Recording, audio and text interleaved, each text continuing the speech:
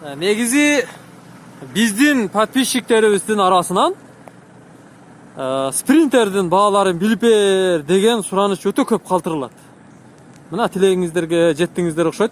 Бүгүн башка унааларды тартып жүрүп кеч кирип кетти. Мына ошондой болсо дагы мен күн батканга чейин сиздердин суранычыңыздарды аткарамын. Эфирде тез кабар каналы. Биз менен болуп туруңуздар. Биз азыр спринтерлердин бааларын билип беребиз. Сол жакта өтө бийик болгон спринтерби, баягындай бийик автоунаа экен, үстүндө багажниктери менен. Спринтер 316 кузов дейт, оригинал 2006 жылы чыгарылыптыр. $13.500 алып койсоңуздар болот экен. Караңыздар, өтө бийик экен. Өтө бийик жасаптыр,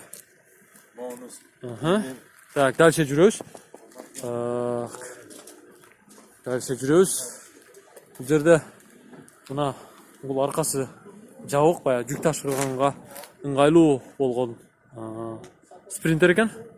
Бул 2002 жылы чыгарылыптыр. $7.500 сурап жатат. Мына ал жерде кара түстөгү спринтер турат, узун экен. Бул 311 кузов 2006 $12.500 сурап жатыптыр. Эси жок азыр, бирок мен сиздерге тартып көрсөтүп атам. $12.500 ушул спринтерди алсаңыздар болот экен. Менимче 13 или 17 орундугу бар. Эми анын жанында ак түстө дагы бир спринтер турат. Ак түстөгү спринтер экен. Мына сиденьяларын караңыздар. Ички абалы өтө жакшы экен. Азыр бул унааны да көрөбүз. Бул $8.999 сурап жатыпты. $9.000 экен. 2006 жылы чыгарылган 313 Сидай мотору бар. Кузовтогу Mercedes-Benz спринтер. Бул жерде сары түстөгү дагы бир спринтер турат. 416 кузовтогу Сидай мотор. Жаңы эле келиптир. Бул унаа негизи 2005 жылы чыгарылган $13.500 турат экен. 2 жет объем. Ушул унааны дагы алсаңыздар болот.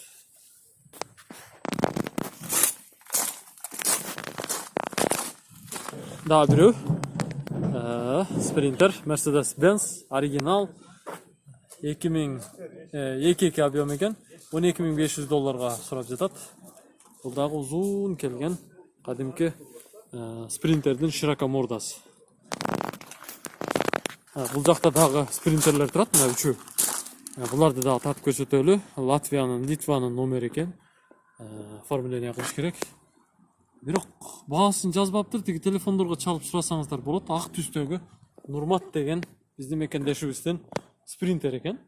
Бул жерде 416 кузовтогу Mercedes спринтер турат. Бул $13.500 экен. Телефонуна чалсаңыздар болот. WhatsApp иштейт экен. Бул серебристый цветтеги Mercedes-Benz спринтер. Андан кийин ак түстөгү широкомордо турат. Бул спринтер 2009 жылы чыгарылыптыр. Кондер TV дейт. Ого, күчтүү го. $16.000 экен. Номерин көрдүңүздөр, ошого чалыңыздар.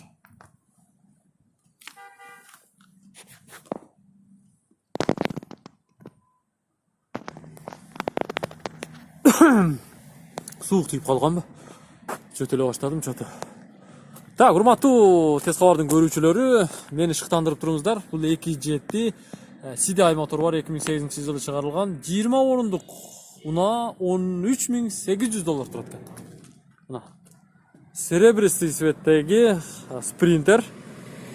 Отличный состояние экен. $13.800 ушуну алсаңыздар болот. Ал эми мына бул туюк, айнектери жабык экен, аны ачтырып алсаңыздар болсо керек. $9.000 турат экен. Бул год выпускасы канча экен? 2006 экен. Буну 9.000 алсаңыздар болот. Анын жанында дагы бир спринтер турат, российский номер да, оформление болду элек экен. Буну деле сүйлөшүп көрүңүздөр. $7.800 алсаңыздар болот. 2000 жылы чыгарылган спринтер экен. Дана жазып алыңыздар, телефон номери жазылып турат. Анын жанында сары түстөгү турат. Сидай мотор. Үстүндө багажниги бар экен. Негизи ушул сары түстөгү спринтерлер жарашыктуу болот экен. Бул договорная экен. Телефонуна чалып көрүңүздөр. Кеч кирип баратат, ошон үчүн мен ээлери жок болсо дагы айланып тартып көрсөтүп атам. Спринтерлерди ал жагы Лейлектен, бул жагы Каракылжадан бери сурап атышат. Заказга да чыгып жүргөн адам окшойт, телефон номерлерин жазып коюптур. Широка морда $13.500 экен. 2007 жылы чыгарылган спринтер экен. 0755 01 51 51 деген телефон номерлерине чалып байланышсаңыздар болот экен. Мен кайттым. Мени менен бирге болуп туруңуздар. Мени менен канчалык сиздер бирге болсоңуздар, биздин каналга жазылып көрүп турсаңыздар, маалыматтын баары биздин каналда. Маалыматка ээ болосуздар. Маалыматка ээ болгон адам дүйнөнү башкарат деп коет. Ошон үчүн биздин каналдан эч качан алыстабаңыздар.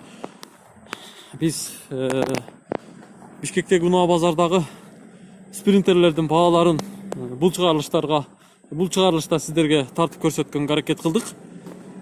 Кеч кирип баратат. Көбү кайтып кетишти. Мынтип кетип атышат, мына зыбылдап. Биз да кайта турган убакыт болуп калды уже. Жумуштарым бар дегендей.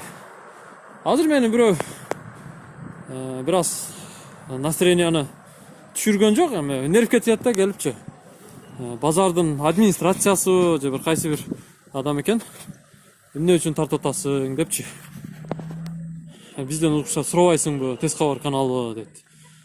Бул жер общественный место болсо, коомдук жай болсо, элдин баары коомдук жайда каалагандай жүрсө, частный территория болгону менен биз силерден уруксат сурабайбыз. Биз эгерде Тез кабар каналы ар бир унааны тартып, өзүбүздүн көрүүчүлөрүбүзгө тартуулай турган болсок, анда уруксатты кимден сурайбыз? Силерден эмес.